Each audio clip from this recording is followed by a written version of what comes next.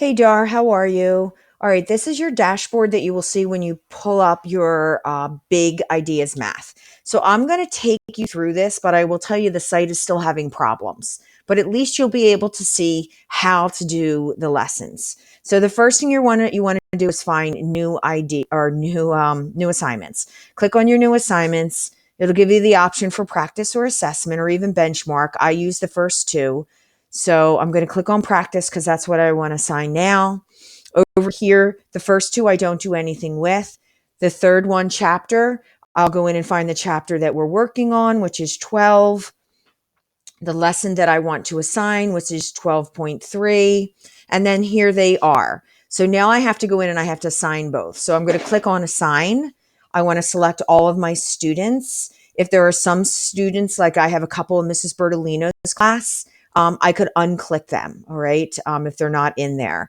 And then these are the dates. You're going to click on the date you wanted assigned and the date that you want it to be due.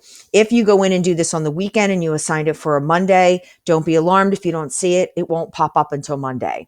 All right. Need help. I always click on need help because it gives them a little video or tutorial if they're having a problem on a question. And but that's all I click. You may want calculator. Here you can put a little message in. I don't because my kids have little videos that explain the directions to them. And then I click assign. Okay. So once it's assigned, click OK, good to go. And then you have to do the same thing with the other one. So I go in, I do the same thing. I click on all my students. I change the dates if I want. I click need help. And then I go in and I click assign. Okay. And there it is. That one is good as well. Okay. For you, share to Google Classroom. I don't use a Google Classroom. I use Seesaw with my kids, but you may want to click on that and just see like what option that gives you. That might put it right in your classroom, which is a really nice option for the kids. Then they can just click on it and get right into their big ideas. All right. So from there, I click out of this. Okay. I'm going to go back to we're going to see if it shows up. It's been a little finicky. Okay. There it is. So it's all ready to go in mine. So these are the two that I just assigned. Now I'm going to go back into a student one. So now for my students, I always make a mock student so that I can just see what they are seeing and make sure that it's working for the kids. All right. So when they go in, it should be right here. It should be right here looking at them, but I may just have to log back in and let me try it one more time, see if it pops up.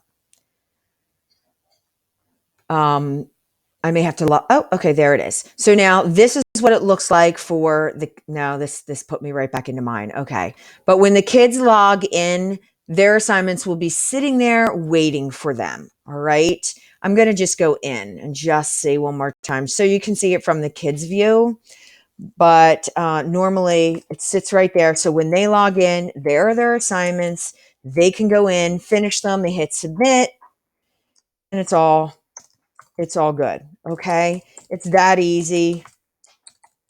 But the kids have to be in there. They have to be in your roster. Okay, so there it is. So all they have to do now is they click in and they go to their assignment and then they do their assignment. So there's both of them sitting there. Okay, Johnny's got to go in and do them. They click on them, they do them. Okay, it's that easy. All right, so if you have any problems, any other issues, let me know.